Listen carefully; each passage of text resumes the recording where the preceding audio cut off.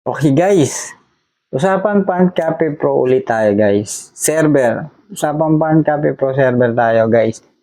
Okay, nakikita nyo yung teams na yan, teams. Yung kulay.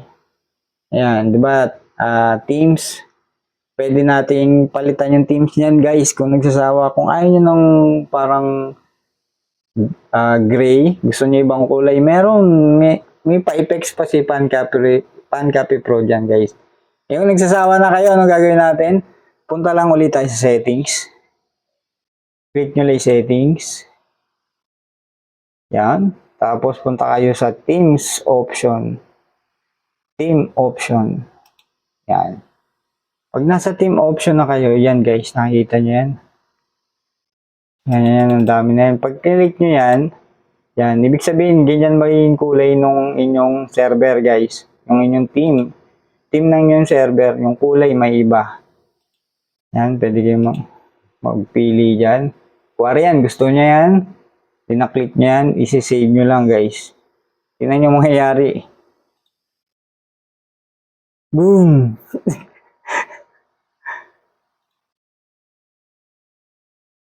Parang sakit sa mata, no? Yan, pati mga... Ay, hindi naman yata nababago yung logo. Yung teams lang, guys. O ayaw nyo yan, guys. Balkuli guys sa settings.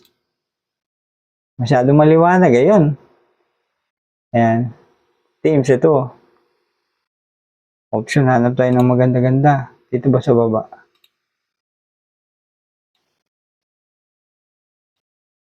Green. Tingnan na natin green. Click lang nyo lang kung ano magustuhan nyo dyan, guys. Wala. Siguro kailangan dito sa taas. Ano tayo? Ito. Medyo dark. Kung gusto nyo medyo dark, save natin. Okay.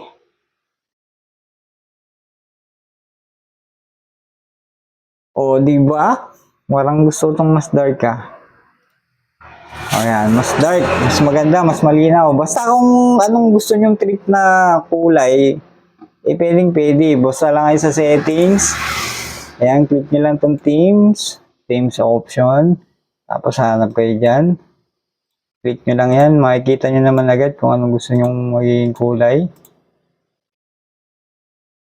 Yan, may mga design pa pala. Lahat yan available na makikita nyo dyan guys. Available lahat yan. Yan, ganun lang pagpalit ng teams guys. Kahit anong kulay, pwede nyong gawin.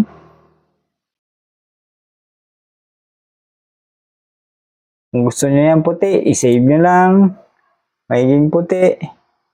Kita nyo naman. Kung gusto nyo ng... Ayan, makikita nyo naman yung kulay agad pag kinilik nyo. Ayan. O, hanap pa tayo ng iba. Yellow black. Maganda-ganda.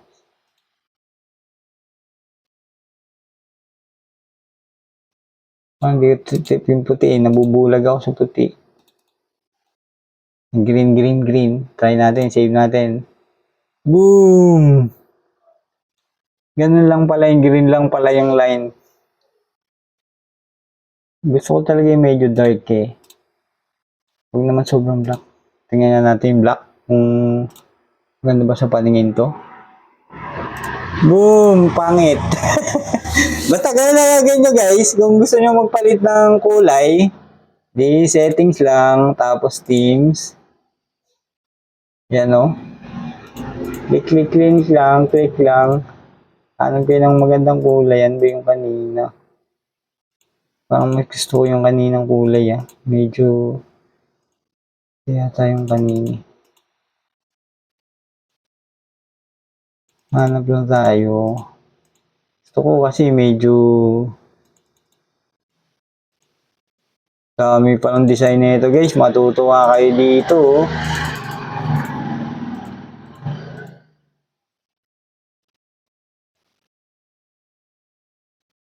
Yan o.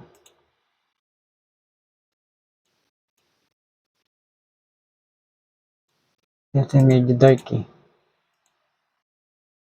Ito ba? Tingnan natin kung maganda sa paningin to. Pwede. Pwede na to. Okay, yun lang guys. Napaka-basic. Hindi ganong mansong. Ito din yata kanina. Pero okay na. Ganun lang gagawin nyo kung gusto nyo magpalit ng teams sa Pancopy Pro. Okay na okay. Let's go. Marami pa yun sa settings, oh. You know? Yung mga sound and effect, closure, network settings. May reports din yan, guys. Yan, sunod, ano natin yung report. Yung report na yan, guys, na pwedeng ma-check nyo yung kita nyo ng nakaraang buwan, isang araw. Gagawa rin tayo video tutorial para dyan. Pero sa ngayon, ito muna ang Teams. Pag nagsawa kayo sa kulay, punta lang yung setting, tapos Teams. Pili na kayo ng kulay na gusto nyo, guys. Okay. Abang-abang lang. Marami pa tong pakulo tong Pancopy Pro na to, guys. Napaka-busy gamitin na matutuwa ka talaga. Okay? Let's go, guys.